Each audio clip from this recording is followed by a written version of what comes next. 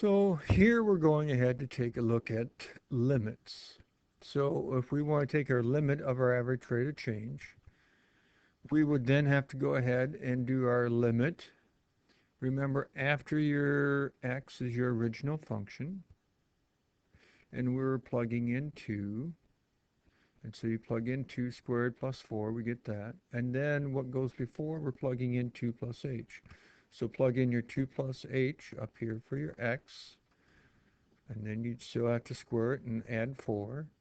So remember 2 plus h all squared is 2 plus h times 2 plus h, and you'd have to FOIL that out. Distribute through the negative sign at the end. And in this case, all the 4's on top drop.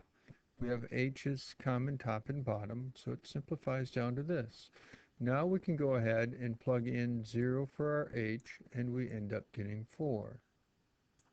So what does this limit represent? Well, it represents the slope of your tangent line to our function at x being 2.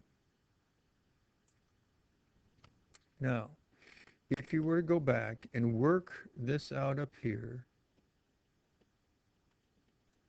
with an x instead of a 2 and simplified it down, then you would go ahead and get what we have right down here.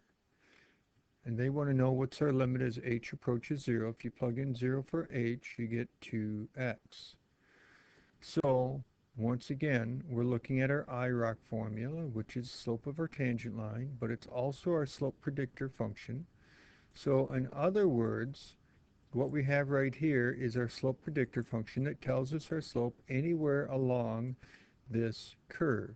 If you want to know your slope at a certain y value, then all you have to do is figure that out.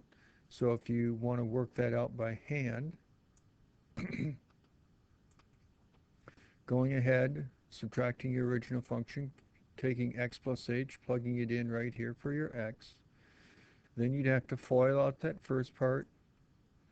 Your x squareds drop, your 4's drop.